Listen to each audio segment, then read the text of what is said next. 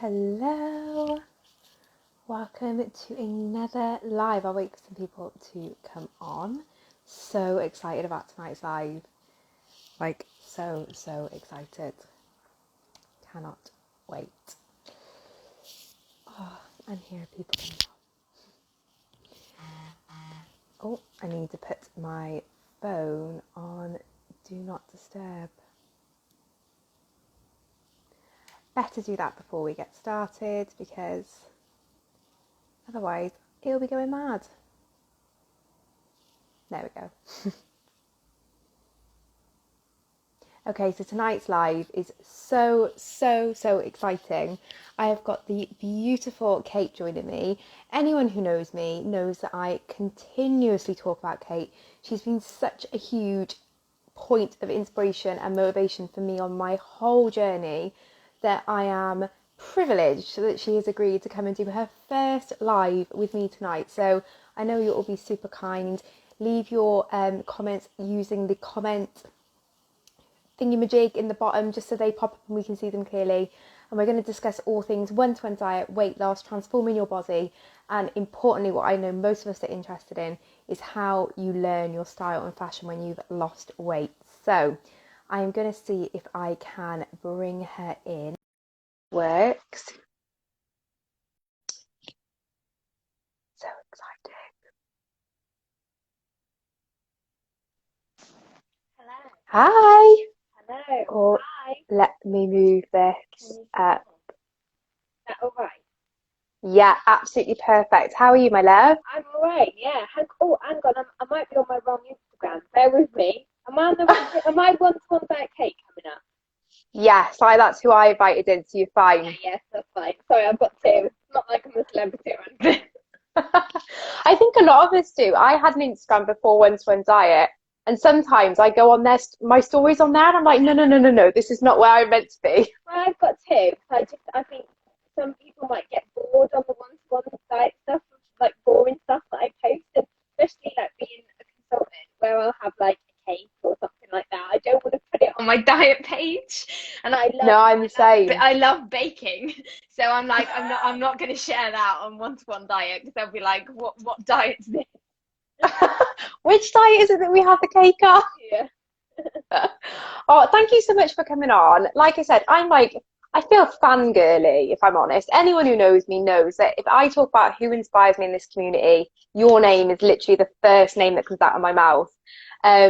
Because I just think your journey was just so similar to mine. I can relate to so much to it. So kind of to set the scene and start us off, do you want to just explain your journey with the one-to-one diet, kind of how you found it and where you are now with it? So I'd always struggled with my weight. I was always like a curvier girl, like even at school, teenage years. Like I hit puberty. I started puberty when I was like 12. Like I just developed and I got boobs and lumps and everything. And I suppose as the years went on, I think you have that bit of like denial where you think you're a bit smaller than you are. And I think I gradually did that for just years and years and years. Went to university, drank. Oh, sorry, Lev. Apparently, one of Georgie's just said your sound's a little bit off. Music, go up. Can you hear me? Oh, you're a little bit. I think that's better. Is that better? Okay. Yeah, so Technical issues. technical issues. Is that all right for you though? Can you hear me? You're a little bit crackly. I don't know if it's easier with your earpods out.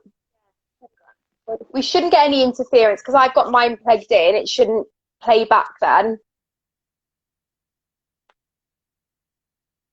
Oh, we can't hear you. Oh, a million times better. We're rolling. That's fine. We are rolling on gas.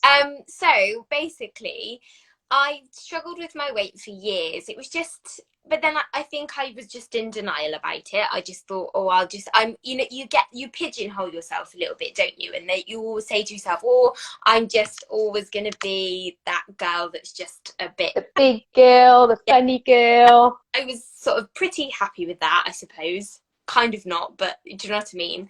And then when I fell pregnant, I'll talk about it more later, but my body composition, I'm really bottom heavy. So where I fell pregnant, I became everywhere heavy. I was there. like, my stomach and my like legs, and I just didn't know how to dress myself. I just felt really horrible, and I really suffered with pre and postnatal depression. So I ended up just sort of eating my feelings, as you do. And Yeah. it got to a point, I think I was pregnant and I just hated how I looked. It was just awful. And I was so uncomfortable. And I was just eating and eating and eating. And when I say eating, it wasn't like meals or takeaway or something like that. Like, I'm a biscuit eater. So I'd eat Oh, same. chocolate, like it would, and I wouldn't even register I was doing it because I would do it throughout the day. It wasn't like I would sit and binge like tons and tons, but It's like when as you go in the cupboard, yeah, when as you're making a brew, and then you're like, where's yeah, that packet of digestives yeah. gone? I swear we had it in the fridge. I had, I'll hold it like this. So then I had so I had my little boy, and it was just a really poignant moment when I got to a point where I'd had him and I was in the delivery room, and I wouldn't let my partner take a photo of me. And he was like, "What is the matter with you? Like, why?" I don't have a single, so I don't have that. That photo that every mum has of them clutching their newborn. I don't have one because I was like, Oh, it's just I screamed at him, please put that phone away. And it was like that for a few months after. And I think where I had really bad postnatal and felt really miserable, it just got worse and worse, and the biscuit eating got worse and worse and worse. My partner worked away at the time, so he was away Monday to Friday, and I was on my own 5 days a week, 2 weeks after Louis was born. So I was by myself. I had my mum and dad and my sister around the corner, but you were primarily on your own. And it just meant that I didn't really cook myself meals. I was just snacking. And then it got to the point where we got to Christmas, and it was like Christmas Day, and my partner was like, it was Christmas morning, and he was like, "You've not got like barely any pictures with our little boy. Have a photo by the Christmas tree." And he took it, and it's those photos that other people take of you that you go, "Oh my God, is that me?" And because you get like fat denial, didn't you? Like I yeah, was definitely in denial with how big I'd got. myself. I was squeezing into clothes like leggings and things, and I was kidding myself because I didn't weigh myself. I just didn't do that. And yeah, Why would you? why would You don't want to when you're in that like that place. Like you do know it's bad, but it's that yeah, accepting of just how bad it's got. And I think having had postnatal depression myself, like you do not need to add any more I don't want to make it. sadness or guilt. No, and there'd be like things that I mentioned to my sister the other day. I was like, "Oh, I really fancy doing that gin tasting," and she was like, "Well, we were supposed to." And I remembered we were supposed to, her birthday in the December that year, and I was supposed to go, and I remember cancelling. And I'm pretty sure I said my son was not the best and wasn't very well. Absolutely fine. It was because I didn't want to go because I didn't like myself. And I was like, "Oh my God, like I actually used to do stuff like that." So it got to like it was literally the end of December, and I was like, something's got to change. And I messaged a lady, she's actually a consultant now, herself, but I messaged her lady and said, "What is it, the diet that you've been doing? I really need to do something about this." And that's when she, So was this the first time you'd stumbled across the yeah, plan? Was then? never heard of it before. I'd had friends that had done things like Slimming World and Weight Watchers and things like that, but it was literally, I'd never heard of it before. Never. Had you ever done any of those other kind of plans? Had dieting been something you kind of played around with a bit before in the past? I tried to do like Slimming World online, and I tried to do it privately online, not telling anyone, because I was Mm. with my postnatal as well. And prior to postnatal, I'm quite a shy person. So for me, walking in the village hall with every Tom, Dick, and Harry you went to school with, It's a lot in there. no, I just couldn't. I was too shy. I found that too intimidating. So I just wanted to do something private. So I think that's what screamed out to me about it, is that when I messaged my consultant she was like, "Yeah, we'll book you in for an appointment." I took my sister along with me because again, I was too shy. So I took my sister along with me. and I literally, I think I chatted with her for about 2 hours. It was like 8 o'clock at night by the time I left, but I needed to know. I'm an all or nothing person, and I wanted to know if I was going to do it, it had to be the right thing to do. Yeah. Did you feel it was really important? And obviously, you're an amazing consultant now, and I'm sure you've taken this through with you. I think you can tell from how you are on here, but Yeah. you say that you spoke to her for a long time. Was that connection really important to you as well? Because I know that was something really big for me, was that me and Jem had that Yeah. connection, that I felt I trusted her. Really important for me. I think that obviously at the time when I did the diet, remote consulting wasn't a thing. You went to your local consultant and you weighed with them, and that was it. There was no opportunity to go to anyone else. Hmm. That being said, I was lucky. I was the kind of girl at the time, I was an emotional person, a very low person. And Heather, who was my consultant for me, was the lady who needed to put her arm around me and go, come on, you can do it. And I was like, that's what I needed at that time. I was so lucky that I stumbled across the right one who could, Yeah. like, she'd tell you that first weigh-in, I never let her tell me how much I weighed. I cried. I was like, don't tell me. Please don't tell me. Oh. So depressed. And she didn't tell me until I'd lost my first stone. And then I asked her what I was looking at. And it was that trust. It was that. And Yeah. I think remote's fantastic now. I talk to my clients most days, but when I did plan, like, I'd go away with Heather once a week. I didn't talk to her throughout that other time. I would just on and got on with it. She never had off. That's not because she didn't contact me. It was just that I was You were just the ideal slimmer, wouldn't you? You're like, I'll come and see you, and then I'll let you get on with your week. she was like, she always said that. She was like, you were the perfect student. She was like, I literally gave you the tools. You went away and you just did what you were told. She was like, it was, and I remember saying to her, do you have clients that come and like eat pizza and don't do plan properly? And she was like, yeah. And I was like, I said the same to Jem. I was like, why do people not do it? like, why? I was like, why would you do it? To be fair, my my clients, I'm exactly the same with them. I'll say to them, what are you wasting your time for? What are you doing? Like, and that's Yeah. like as a consultant, where I will say to them, if they're messing about, the amount of clients I've said to them, go away and come back to me, because you're wasting your time and you're wasting your money. You need to find what it is that you want to do, because I'm not here. You want people to do it and really get that absolute 100% most out of it. And I think client and consultant relationships are really important for that. And mine with Heather, so we obviously, congratulations for you, but me and Heather, we won the consultant and client relationship award. I know, I love that. I think that's such a lovely award that they do, because I think it is so, like I always say, it's so fundamental to me as to why this plan works, is my relationship with Jem. She, like you, I was so low. I was like a shell of who I am now, and she really slowly, really gently built me up over time and kind of pushed me out of my comfort zone a little bit. And the fact that the plan recognizes that that is so important, that it recognizes really beautiful relationships. And I must have watched that video of you and Heather on YouTube about 50 times, because it's just so lovely when you see that relationship kind of blossoming, and you can see how much she cared for you as well in that, and really wanted to look after you. Like now, like when I say me and Heather are like, so I'm 30 next year. She won't be cross at me, but Heather's in her 60s. There's quite, there's a difference in age between us, but she is my best friend. She's part of my family.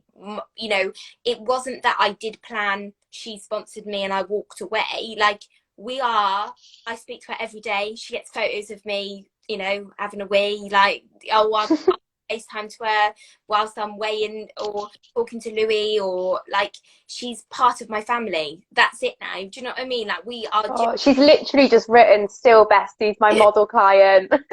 But But she is, and it was, you know, I'm lucky that I stumbled across the right one, but I wouldn't, you know, and I'd like to think I'm exactly the same with the clients that come to me and my downlines further. Like one of my downlines, Sarah, she is, again, you just, you become like a part of a family, and you do, and you can talk to, I think with weight, if you've struggled with your weight, you understand how upsetting life can feel sometimes when you really hate how you look. It's horrible. Yeah. So when I think when you find those women that you can get on with and gel with and understand where you're coming from, the friendship's just like that, because It is instantaneous, isn't it? they Because it's like those, yeah, because Georgie's writing on here, me and Georgie are really close. And I think one of the reasons our friendship has really grown over the last couple of months is because we've completely deconstructed those barriers around talking about weight and yeah, actually what makes us yeah, unhappy. And because we can have that open dialogue, like you say, and she gets it because she's been in my position. We're both new mums. We've gone through your body's changing when you're pregnant and then not liking what your body looks like. no. And like you said, it is a bit of a taboo to talk about, even in your friendship groups. And you and this, and I always say, you know, I've said to countless clients, you're telling me the most personal thing about you. The only person in this planet who knows what those scales are you and me. You're telling me Yeah. personal thing. You're trusting me with that piece of information. There are friends in friendship groups who will lie about their weight. There are people who will comment about their friend's weight. It's what women can be like sometimes. So I'm so very much, when people tell me that, I'm so trusting with it, and I so understand the pain that can be hidden behind that sometimes. 100%. Like, we don't tell our husbands. Yeah. Jamie never knew how much I weighed. And then he was like, wait a minute, you've lost nearly 8 stone. What was your starting weight? And Mm. I was like, you know, and that was a big reason why I, on Instagram, put my weight out there, because I Yeah. really wanted to break down that whole Yeah. mess that I had encompassed around that number. And I was like, the only way I'm going to break this and not let it hold me as a prisoner and kind of not let me go back there, because whilst it's still a secret, Yeah. I could go back, See, was to kind of put it out there. because I think it's brilliant how you've got your, so, and you've blogged a way through it. I didn't do it. See, I didn't even know one-to-one people was on Instagram when I did plan. I did, I was a part of the 100% support group on Facebook. So I used to comment Yes. stuff in there, but I had nothing on Instagram. I didn't tell, not a soul knew I did plan for about 2 months because I was just at home. So I didn't tell anybody. I kept it very private. And I probably, like everybody, have to reuse my like fat photos because I don't have many of them. Hmm. And there's photos that I remember when I first went to become a consultant, and I still felt a little bit like I don't want to share those fat photos of me because I'm still really embarrassed about them. Whilst now, like 18 months down the line, I'm like, I don't give a crap. Like The worse the better. I'm strolling through going, what one looks worse, that one or that one? yeah, I know. Yeah, exactly. Which is the worst angle that makes me look better now? It's so true though. And I think that, you know, it's a very different world even to a couple of years ago, I think, social media. And I encourage as many people as I come across to say, look, if you're doing this journey, come into this community because they will hold you, they will root for you, they will be there on your hardest days. Not that you have to be as out there as perhaps I am on Instagram, but it's what your needs are. And I didn't want to do it initially, but I knew that I had to do it. One, for myself now, but two, because I was like, if I do try and do this in the shadows, Yeah, I just, it's not going to work. Like, I have to really be accountable. And for me, it's been the biggest form of accountability yeah, that I could have had. And especially because I wasn't going anywhere because we were in lockdown when I did it. Obviously, the yeah, difference for me was we were just locked away and yeah. kind of able to get on with it. But I say that, no, it, like, for me, I say to when my clients say to me, like, how did you cope, you know, with obviously doing it in lockdown? But I was like, I was in my own lockdown, guys. Like, I had a 3-month-old little baby. yeah, I just was so like massively depressed. I never went anywhere. So I've done the lockdown thing. And I say, and I say to them, those pubs will still be there in 18 months' time, because they've proven they will be there in 18 months' time when they've closed. And if you just, and that's my sort of ethos with my clients, is that yes, it's this tiny bit of discipline for now, but that packet of crisps that Walkers sell will still be there in 18 months, 6 months, it's still going to be there. So it's about just going, okay, if I want something enough, then, I've just got to get on with it. Do you know, I always say, because a lot of people ask me, what was that switch? Why is it different this time to other times? And God alive, I've been on weight loss journeys for about 15 years.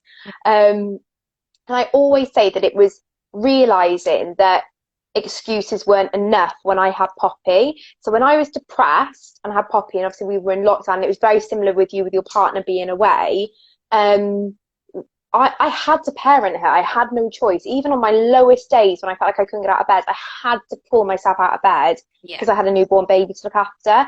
And I think that changes you, because then you're like, actually, it made me I agree. I've always been a bit of a shy type of, as I said, I'm quite shy, and I was an unconfident person. And there's something about having a baby when you're as depressed as you are, because you suddenly just go, no, this is actually what I've got to do. That child actually, it can't be fed if I don't, I need to. Yeah. And you kind of go, okay. And if you can, I think sometimes if you can deal with those lows, okay, no excuse, like you say, is going to cut it. Like, if you can do that, then that you can do that too. That you have 100%. Pressure sometimes. Actually, the best thing sometimes you can do is being put under pressure and being put completely out of your comfort zone. Yeah, absolutely. Literally, this is just why I love you so much. Just watch your stories all the time, because you literally just say everything perfectly. And it's so right. And I think that everyone will have that different low place. For us, we share that experience in having postnatal depression with our little ones. But for some people, it'll be really difficult. Mental health struggles, loneliness in lockdown, that was a huge thing. Or just those daily struggles of being overweight. And I think when you realise, I always say, you need to get sick and tired with being sick and tired. Yeah, you do. Once that happens, you've got no excuses. You have to push forward with it. Yeah, definitely. I agree. You just have to get on with it sometimes. You do. You literally, I say that to people. I was like, you're asking me what you need to do. You just need to do it. Like, stop thinking about it. Stop overthinking it. Stop thinking exactly how many ml of water do I need to drink today? How many ml of water do I need to put in here? Just do it. I get asked that all the time, how much ml of water I drink. Just bloody do it. The more you overthink something and overanalyze something, the harder you're mentally going to make it. I'm from, and I had to I am a bit of a wimp and a bit shy sometimes, but my family are very much, my mum, my granddad, they're very much people, they're none of these, if they've got a cold, they still go to work. It's just one of those things where you just, come on, just get on with it. And you just kind of go, right, I almost had to have a bit of that, where I had to go, right, okay, Kate, you either do it or you just stay miserable. So you just get That's it. I got to the point where I was like, you either do something now, Rach, or you literally just stop moaning. I was doing my own head in. I was like, I'm frustrating myself with how much I'm moaning. Like, God knows how Jamie put up with me and we didn't get divorced, because I would have left myself. John was a bit like that. So my partner, to me, he was just a bit like, you used to do my head in, because it would take me like hours to get ready, because again, I would overanalyze the smallest little things, because I'd think that would make me feel better about myself. It didn't. I was still fat. So it was like, and I say this to people, I would buy the most expensive dress, the most expensive, I still do that, but I would buy the expensive dress, but not because you're trying to make yourself feel better now. You genuinely look amazing in it.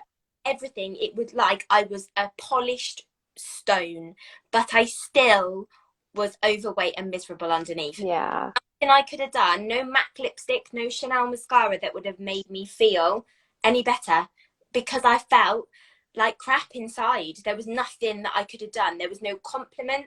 There could have been no photograph from a good angle that would have made me feel nice, because I didn't feel nice. And that's so hard. Like, it is hard. You can't, and this is why, when people say, And I know you mentioned it before, where if you're not happy with your body, it doesn't matter what anyone else says to you. It doesn't matter what angles you get. You will not feel good. No, And if that's how you feel, then do something about it, because being on the other side of it. So my yeah, dress came today for the awards, my actual final dress, I'm sure of it. It's the fourth one. It has to be the final one. And it was like it's a size 10 zip up dress. And I ordered it last night. I was like, what the hell am I doing? Like, this is going to be a failure again. Put it on, and honestly, I have never felt more amazing, maybe other than in my wedding dress. I was like, oh my God, like I look good. Jamie took a photo off the cuff and I was like, oh my God, that looks really good. yeah. And there is nothing Nope. that tops that, and tops that feeling of just being like genuinely happy in your skin and like feeling beautiful. Yeah, absolutely, and that's what I'm a massive advocate for. I think people are very quick to think that weight loss and body and all these things are quite self-obsessed, and you need to, or there's more to life than what the scales say and what you look like and things like that. Now, that's totally true. You are not defined by a number on the scales. However, if that number is capping your life and making you behave in a certain way, or making you not do things, or making you not live your life. The amount of times I had comments of people being like, okay, you were miserable, but you have had that baby. I'd be like, I know. I've had the baby, yeah, but I felt crap, and I'm important too. And I Yeah. am with my clients, you are just as important. You are an important person. And body positivity is not decided in your head that, okay, body positivity is being overweight, but I don't care. It's not body positive if you do care, because if you do care, you're never going to be positive about it. Body positivity is Ashley Graham going out and being beautiful and not caring about it. Yeah. The plus size woman, she owns it. She's stunning. If you're the kind of person who says that you're body positivity, but you're crying in the bathroom every couple of weeks because you don't like what the mirror's telling you, that ain't body positive. That's not body positive. And I think I really did see plan as my factory reset, but actually plan was my one thing that didn't involve anyone else. It, Oh my God, yeah. it was It my was your little thing, isn't it? babies. It's not the baby or any of that. It's just you. Just me. It was mine. It had nothing to do with anybody else. It had nothing to do with, family or anything. It was mine, and it was really important to me, so I put it above everything else. Same. And I think that's so important, because you need to, like, I always looked at plan as an investment in myself, and I was very similar. I believe, love your body no matter what size you are. But you know what I realized through this journey is that I did not love my body. I didn't respect it. I didn't, like, none of that. And actually, this whole journey for me was about, right, I'm going to invest time in myself. I'm going to look after my body. I'm going to do self-care and those things that I've not done in years, because I've not cared about myself, and I would say that, am I in a place now where I feel positive about my body even though I've got a mummy overhang and stretch marks? Yeah, absolutely. It's like, okay, that's fine, because I actually genuinely love the investment I put in myself. I feel like I do things every day to like reconfirm that I do love the body that I have, which Absolutely. is different to just being like, I'm going to love it no matter what size it is. Your body is the thing. Like, your body, like my body gave birth to my child, my body takes me on a run, my body is all the things I do, and now it's what I live my life very much to sort of look after that and think, 100%. that's maybe why I'm so passionate.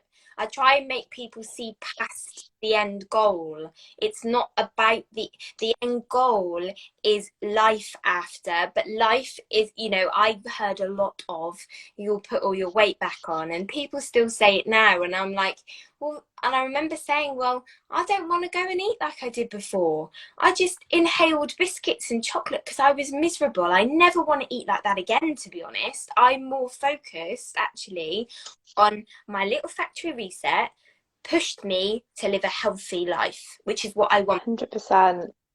And do you know what? It's really funny you say that, because me and Georgie were speaking the other evening. So I put up on my stories the other day about our Christmas food shop, what I sent Jeb last year before I started plan. My advice to everyone watching and anyone in the future, do not binge on Christmas food the week before you start planning. It makes your first week really difficult. And but I had people messaging me saying, "Oh, but it's Christmas. Oh, you've got to let yourself go at Christmas." And I said to Georgie last night, I was like, the thing is, I want to enjoy the food, but I don't just want to be like gluttonous and greedy, which is what I was before. I was just shoveling food in. Now, like I've moved up to step 3 recently, and I've been loving like taste. Like I've never experienced as much taste in my life as I have in like the last week. Yeah, and that's it, and trialing different foods. And I sort of say to people, with dieting, the thing that you are, obviously, as we well know, it's not just about your eating. Food has got a massive amount to do with your mental side. So 100%. I'm like, you've got to change your your idea around food. So it's like us, like if we go for a meal or when we go away or when we go on holiday, instead of thinking to yourself, oh my God, I'm going away for 7 days, I'm going to eat like a pig. No, you need to be thinking, I'm going to Italy for 7 days. I'm going somewhere really beautiful that I'm going to do and see these things. I'm going to spend time with family. Like my last 2 Christmases, instead of going, oh, I'm going to enjoy all these good foods, or for me, it was chocolate, I'd be like, Isn't it for us all? do, I don't know, something with like festive with Louis. Like actually festive time has got so much else that's not even got anything to do with food. It's more actually spending time with your family, doing something lovely. Like where we live, I love just going for a dog walk with my parents and my little boy. Like we did that loads over Christmas. I'm a National Trust lover. That, you know, and seeing beautiful Christmas trees and things like that. It's not about the food. Like, Yeah, 100%. And I I think that when you sever that connection, so I was really worried going up to step 3 because for me, anytime I've been on a diet before, anytime I've interacted with food, if you like, not products in plan, it's all I've thought about. So say, for example, we were going out for a meal, all I'd think about all day was what I was going to eat. yeah, If we were going away on holiday, all I'd think about is what food I was going to have. And when we went back to Aberystwyth to see Jamie's family last week, I knew there was going to be a family barbecue, which did take some prepping because, you know, I'm on plan and I want to make sure that I stick to the guidelines, etc. I've always, you know, done it properly. Very good student like yourself. yeah. But I got to the barbecue and then realised I hadn't thought about food all day. No. I've been playing with Poppy, Because been you going and seeing the family. forward to seeing family, not about what. Yeah. I didn't care about the food. I mean, it was nice, but it just, and it's moments then you kind of sit back and you're like, wow, like that's what all that work's been for. All of those steps have got me here. And that's the change. I remember when I first started plan and I had like various people ask me, but what do you have for tea? And I'd be like, why do you care what I'm having for tea? Like, why do you care what I'm having for tea? I don't care what I'm having for tea. Why do you care what I'm having for tea? Like, it's just food. You eat to run your body. That's it. Like, that's what we're put here for. We eat and then we wake up and go to sleep and go for a run, and it's fuel. That's all food is. Of course we get enjoyment out of food. You know, it would be a very miserable life if we didn't. But Yeah. you have to separate yourself from food being the thing that's going to make you feel better or going to be the thing that makes you having a good time, because it's not. Yeah, I could not agree more. And I think honestly, and that doesn't happen straight away. So if you're on plan and you're in the early stages, that is not something that happened for me, especially straight away. I remember the first time I set up to step 2, I hated it. Yeah. I had the most overwhelming week. I was on the phone to Gemma every day. I was like, I hate step 2. I don't know why you tell everyone on Instagram it's the best thing since sliced bread. Like, I hate it. But when I stepped up the second time, I was like, I get it. Because I don't think about it all the time. And then now it's like completely different. Yeah. And a big part of that for me, I think, has been introducing the exercise. That obviously I am now a runner. Yeah, I yeah, don't know if you've seen. yeah. But what was your journey with exercise? How did you incorporate that with plan? Was it quite a natural transition, or was it something you really had to work on? So for me, I did plan. I did 6 months on plan, lost my weight, done. And then it got into the autumn. I finished in the beginning of August. Then we went into like autumn, winter time. And I didn't do any exercise still, because where my partner worked away and I worked in an office job, I wasn't a consultant straight away. So I literally used to drop Louis off at the childminders at 8 o'clock in the morning, and I wouldn't pick him up till 5:45 at night. So there was no exercise. There was no time for exercise. So I went into the following year, and then obviously COVID happened, and I was furloughed from my office job. My partner was furloughed from his job for a few weeks, and we were at home. And the sole reason I went for a run was because they were doing my head in. No joke. that was the reason. I was like, I can't do this. They're driving me mad. I went from Get me out of this house. a lot to all of a sudden all my family being at home with me, and I felt overwhelmed. I did, and felt stuffy, and I found myself lacking motivation the more I was stuck at home in front of the telly. So right, I'm gonna go for a run then.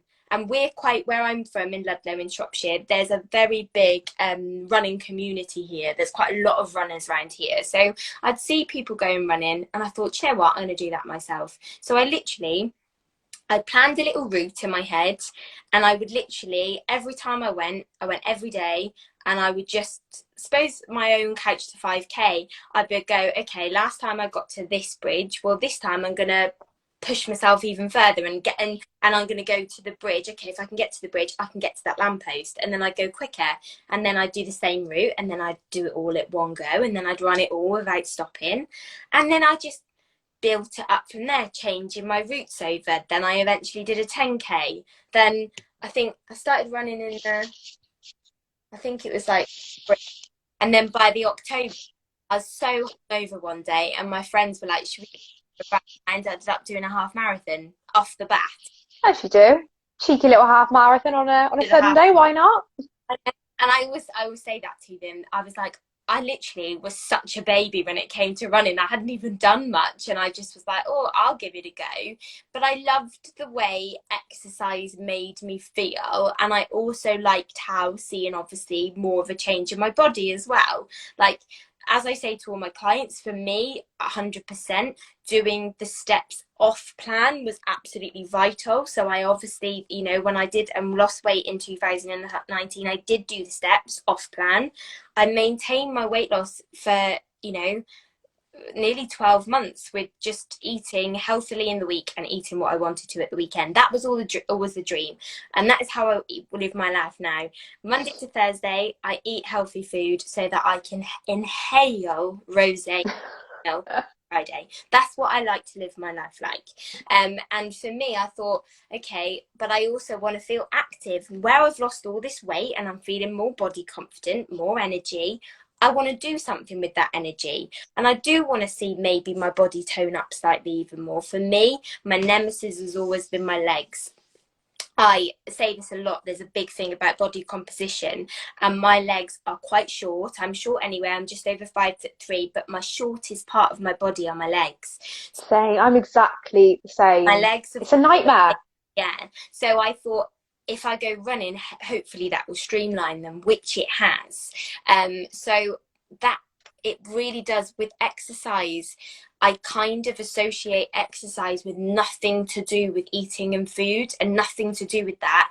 It's more for my mind. It helps me feel active, it helps me feel healthy, it helps me want to do things and gives me more energy, and to be honest, makes me a nice person. I let off some steam for a little bit, and I love it. I've made friends doing it, and it's more people, again, like we said about getting caught up over water and how much you're drinking and things like that.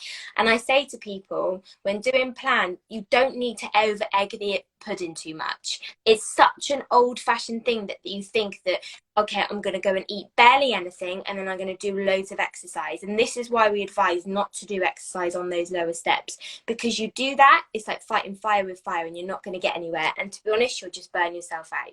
So yeah, 100%. Like, the endorphins are fantastic, but it's very much I think it's good to take away exercise away from weight loss. Exercise make you feel good, maybe see some body change. You're not going to get what you want to see on the scales by running. You can't outrun a bad diet.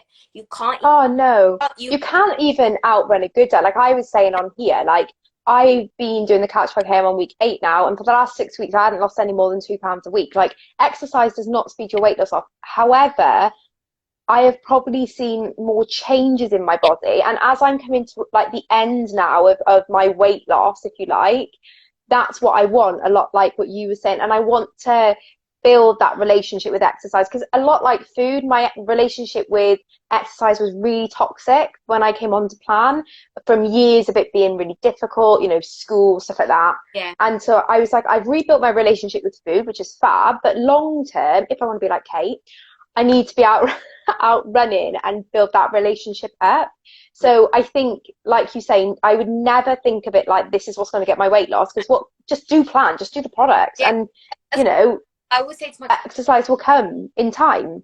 too stressful. Who needs to be thinking, oh, I've got to be on a diet and I've got to run after work with the kids? It's all too much. Yeah, you're complicating it so unnecessarily, and like simplicity is the key to this. It is, and it's exactly the same with saying, oh, I've ate really healthy today. Doesn't matter if you've ate 1,000 apples, you've still ate 2,000 calories. You need to be in a calorie deficit to lose weight. You can't just eat loads of healthy food and think that you will lose weight. You won't. You have to be in a calorie deficit to get that gone, and that's what plan does for you. If somebody had said to me, a 3-month-old baby, postpartum, miserable mum, if you calorie count, you'll lose weight and put yourself in a calorie deficit, I'd have gone, what? How do I Yeah, it's too much. Like, you're knackered. I couldn't think straight. Like, know? and that's what I always say. But like, when I came on plan, I tried another diet probably about 6 months before I came on to the one-to-one, and it was so overwhelming. Like, I'd be crying in the kitchen. Like, I Yeah. don't know where to start. Like, it's just Poppy would be crying, you know, and then it's like it's too much. So let's just get a takeaway. Like, I'm just gonna have a bottle of wine because I'm so knackered and like I feel miserable. And I think you're right that simplicity is key, but also being honest with yourself that actually the reason it works so well is because it puts you in that calorie deficit really effectively, whilst maintaining you being well nourished and taking away the not nice side effects of hunger, tiredness. Yeah. You know, to do that in life yourself is really Oh, bloody hard. not being funny. Having somebody like me with my clients, you can say, do you know what? I've had a really, really, really crap day. Who else are you going to go and say that to when you're on a diet on your own? You're going to go and tell your husband, who really doesn't care, or your friend, Yeah. probably with you too. Or a room full of middle-aged women Yeah, on a Tuesday night. exactly. Or your friend who's like, well, I'm losing weight.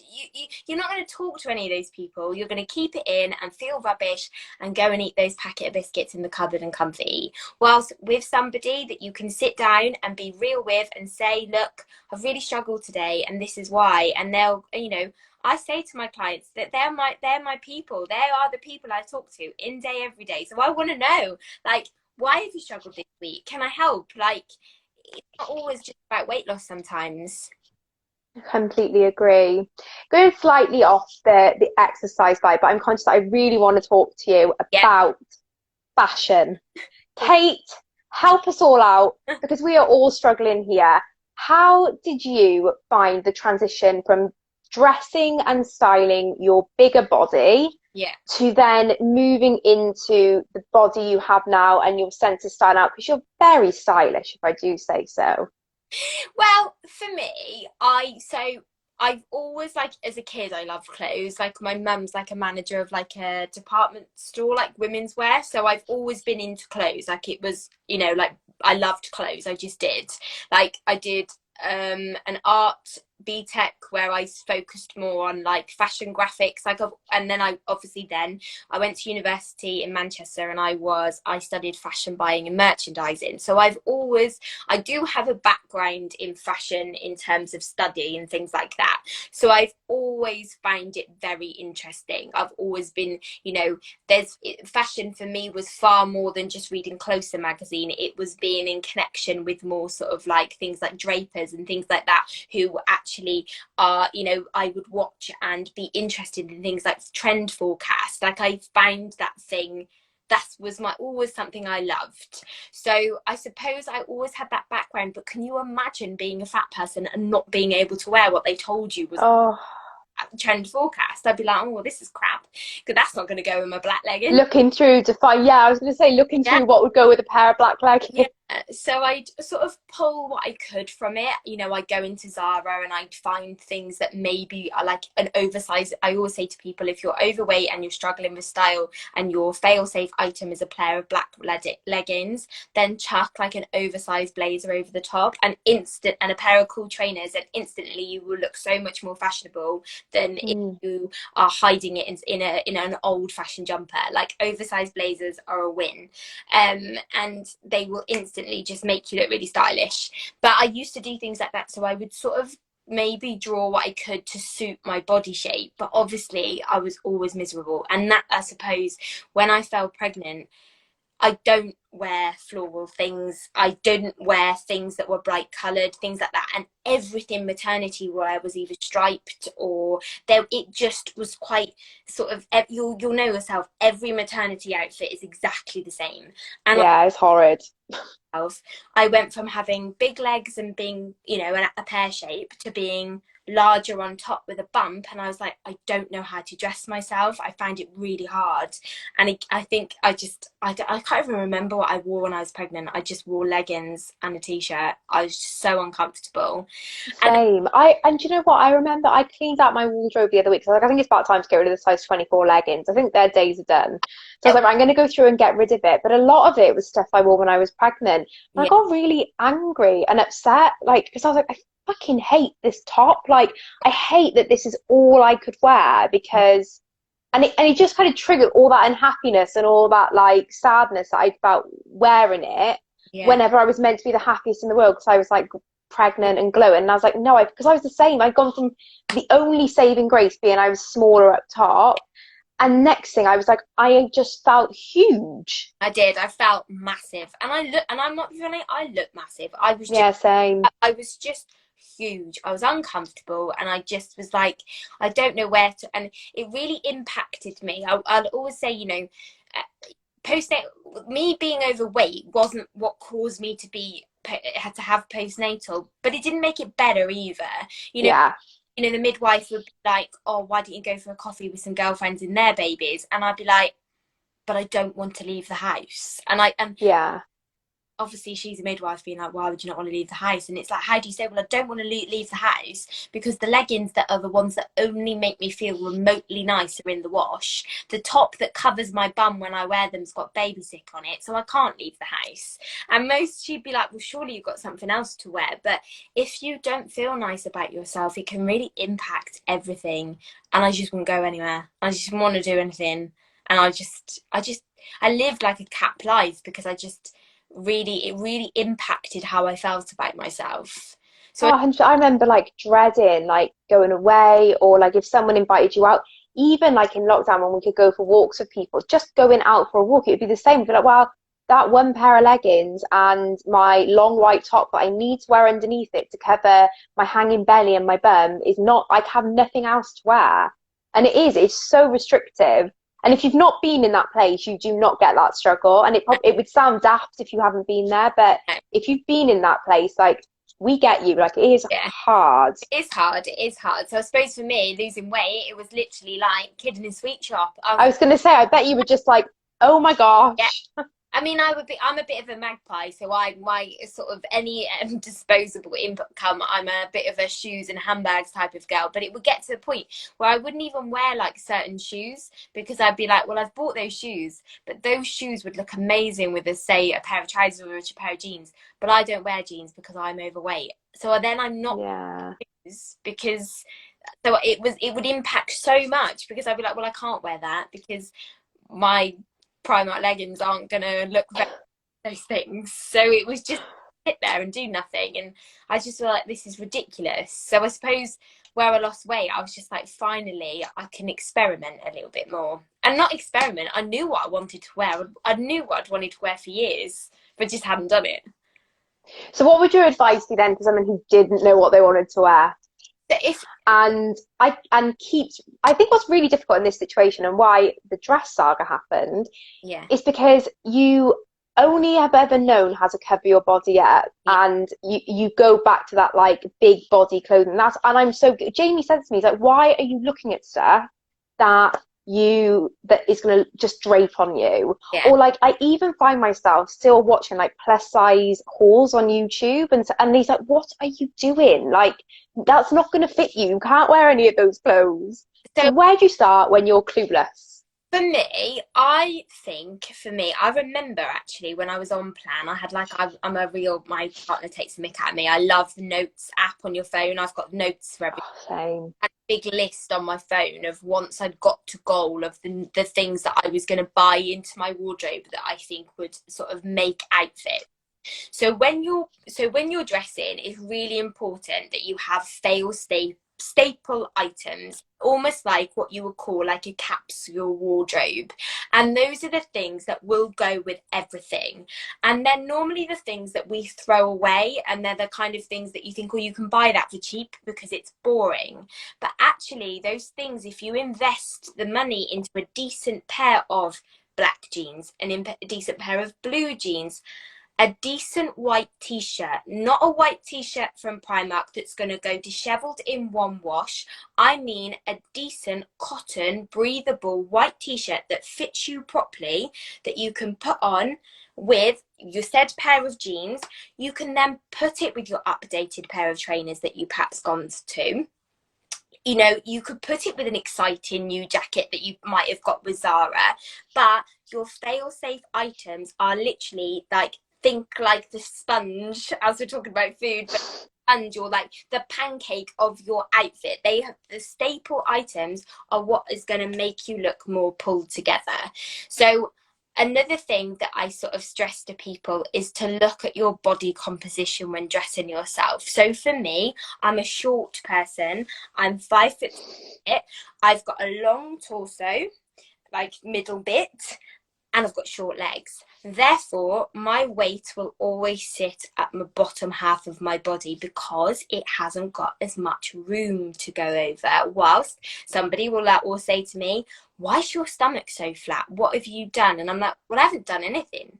It's just where my body's got more, from when you're sat here now and you're sat here watching, feel the bottom of your rib and then feel the top of your hip. If you've got a good gap in between those, you normally are the kind of person who therefore won't carry their weight around their stomach. So where I've got shorter legs, that's where I carry my weight. So then you look at yourself in the mirror, and obviously you want to highlight your best bits. Of course you do. So for me, I don't always wear play suit type of things because a play suit's going to hit me right at the middle of my chubby thigh. So why would I want to wear an outfit that's going to go, here's my chubby thigh, when I have Yeah. a little waist that I can show off and make myself, and people go, oh, she looks tiny, look at her tiny waist, because they're not looking at my legs. And it's sort of looking at the areas of your body that you can highlight and sort of focus in on. And then obviously, as I said, going for more like a capsule wardrobe and investing in those fail-safe items. So when somebody asks you to do something, go for a coffee, go for a drink, you'll go, I've got this, this and this, you're good to go. And you feel nice and you've got an outfit right away for you to wear. And as I said, you can interject more sort of things into it. You could wear a bright lipstick, new pair of sunglasses, things like that, throwaway items. But actually, the boring items of your wardrobe are probably what you need to be spending the most money on. That's so true, because we don't. Those are the bits that you're like, oh, I'll get those jeans from like Primark or wherever. You don't always think I'll invest in a really good pair, but yet we all moan that like those are the things that we feel uncomfortable in, or that like don't sit right. And actually, like you say, if you can get something that fits you really nicely, then it's easy to pop little bits on to jazz Like that outfit up then. like every season, if you've got a good pair of denim jeans that make you feel amazing, that hold you, that fit you properly, you could put a pair of, Primark plimsolls and a Primark little jacket over the top. but because you feel fab in your jeans, you're going to feel so much nicer, and you know you can just grab them out the wardrobe. So I sort of say to people, if you don't know where to start, look at those fail-safe items. A really nice pair of leather white trainers. Leather is going to always look so much smarter than canvases. A pair of jeans that fits your frame. Go to a shop and try them on. If you're not the kind of person that suits skinny jeans, try a different style. Just because something is fashionable and looks nice on somebody else, it's not one size that fits all. So experiment, find those things that make you feel good and better. Go for the things that are your staples. So think, okay, a good, real good leather jacket or a denim jacket, a good pair of jeans, white leather plimsolls, a white t-shirt, you know, really basic, normal, boring things like a white. But if you tuck that into a pair of jeans or a mini skirt that you got £11 from H&M, the fact that you're wearing a good tailored white shirt will stand out so much more, and you'll feel so much nicer, and you know that you can just grab it just like that. A lot of people will look in their wardrobe and they think to themselves, okay, if I buy something that's really like loads of pattern, I'll hide underneath it. You will look so much better quality if you do plainer things. It sounds ridiculous, but think Kim Kardashian. If you Google Kim Kardashian, she's got a neutral clothes palette, and from it because it's neutrals. So if you interject some neutrals into your wardrobe, you can then put your brights with it. You can jazz it up and to suit your personality how you want to. But definitely, it's just get yourself, Google it. My favourite person on Instagram, I love her. She's called Cleo Lacey. I think she's called Demi Couture Stylist. I have followed her for 8 years, and she has got some really old school on YouTube capsule wardrobe YouTube videos, and they're fab. They are so. I'll be watching that. She nails it, and my mum's watching this because I've seen her comment, but she's gonna love me when I say this. The most important thing you can wear as a woman is a bra that fits you, and so important.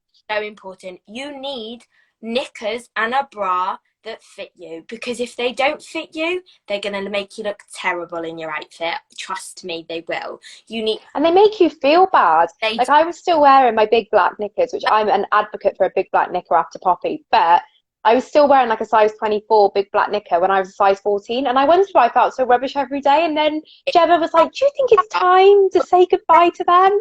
Honestly, make you look, if you're wearing a wrong size bra, you can look bigger, whilst a proper bra that's going to hoik it up and actually hold you in place will look slimmer. So actually, where you need to start when you're thinking of redressing yourself post weight loss, or even just thinking to yourself, right, I need to change my style, you need to be wearing a proper bra.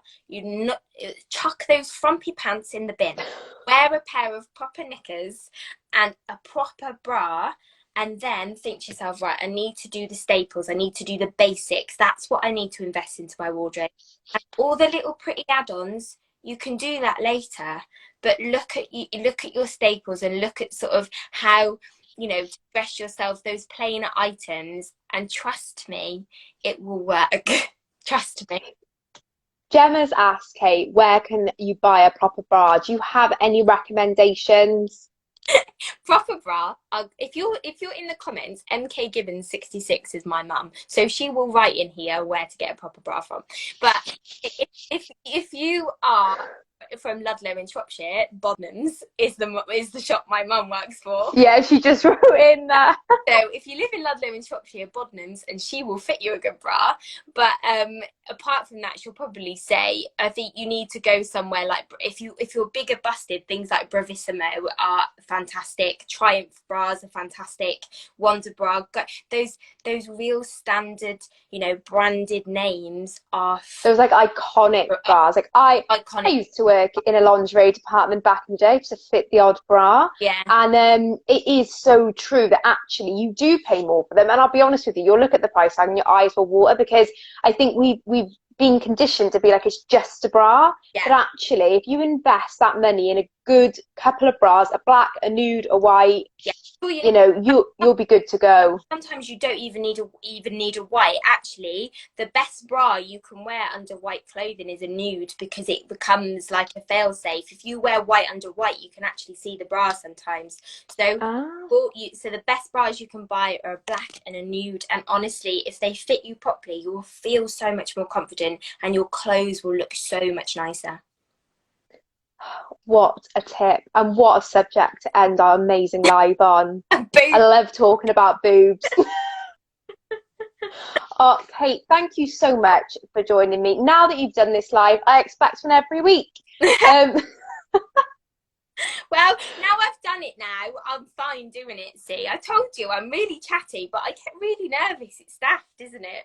this is why this is good though, because I think because you've got somebody else and you kind of can have a conversation, I really enjoy it. Yeah. But the first couple of times you are nervous, and I like watch back the first couple of lives I did with Jeb, and I'm like, oh my God, cringing. How was that me? But you soon get in your flow of it. But like I said, thank you so much for your time and for sharing your knowledge with us. There's so much to take away from this live, and I think it's going to be one of those ones people can re-watch and kind of take different bits from. So people can rewatch this on yours if I tell them? Yeah. Yeah, so I'm going to save it to my IGTV. I always say if anyone's watching after the live and has got questions, leave them in the comments and me or Kate can go in and answer questions. Obviously, if you are wanting to ask more questions about Plan or Kate's journey, drop her a message. I'll put all of her details down in the description of the video as well, so you can go and follow her and see her amazing transformation. Honestly, guys, if you haven't gone and looked at Kate's before and afters, you have to go and do it straight away, because if you've even had a thought about coming off Plan today, it will get you straight back on track Oh God, yeah. for the rest No of the month. roast dinner, no biscuits worth it. Trust me. No, no. Not, Dim, dim. not, it's not. Right, take care, lovely. Take care. Have a lovely evening, everyone. Bye. Bye. Bye.